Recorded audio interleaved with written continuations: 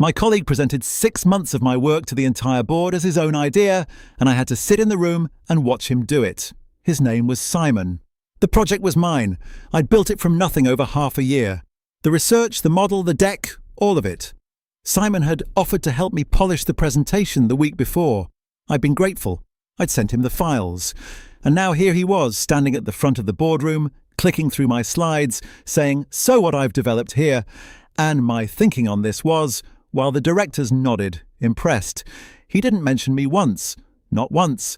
I was sitting 8 feet away, and I might as well have been furniture. I felt my ears go hot. I stared at the table. Everyone around me was nodding along at how brilliant Simon was. And Simon, riding the wave, glanced over at me with the faintest little smile. Not a friendly one. A checkmate one. The smile of a man who knows he's just taken something and knows you can't do anything about it in the moment without looking petty and bitter in front of the board. He was right about the moment. In that room, right then, there was nothing I could say that wouldn't sound like sour grapes. But Simon had made one enormous mistake, and he'd made it the week before when he asked me to send him the files, because those files didn't come from nowhere. They came from 6 months of work that lived every version of it on the company's own system, with my name on it, and dates. Here's what Simon completely forgot in his big moment. Nothing you make on a company system is ever really just a file. It's a file with a history. Every document has metadata. Who created it? When? Every version, every edit, every save, all logged automatically, whether you think about it or not.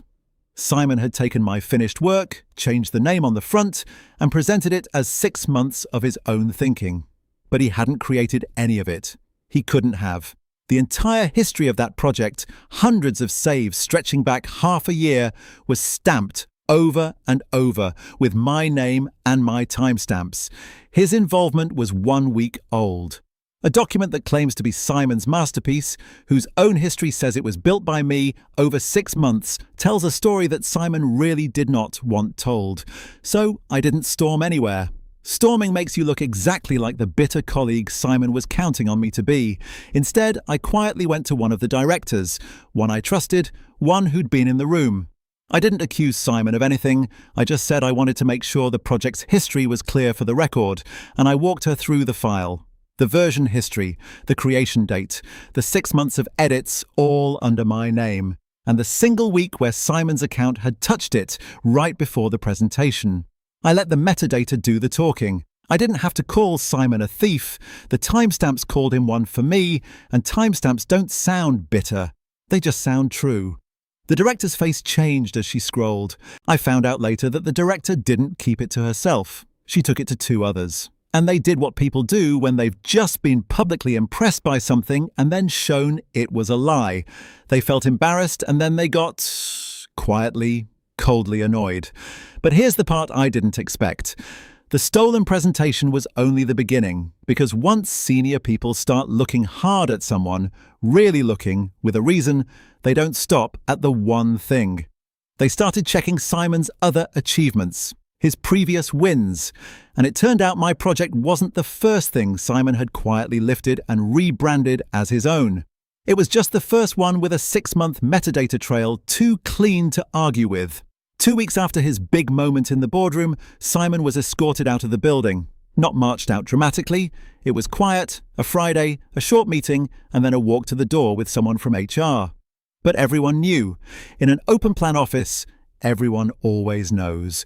The project went ahead, with my name on it, where it had always belonged.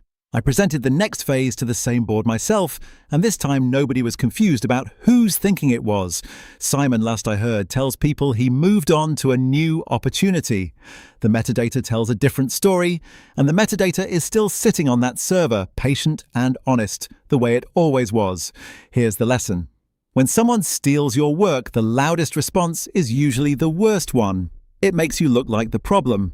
But everything you build leaves a trail with your name on it. Let the record speak. It never sounds bitter, and it never lies. Has someone ever taken credit for your work in front of everyone? Drop it in the comments. And if you want more complete stories with no part 2s that never come, follow the page. New story every day.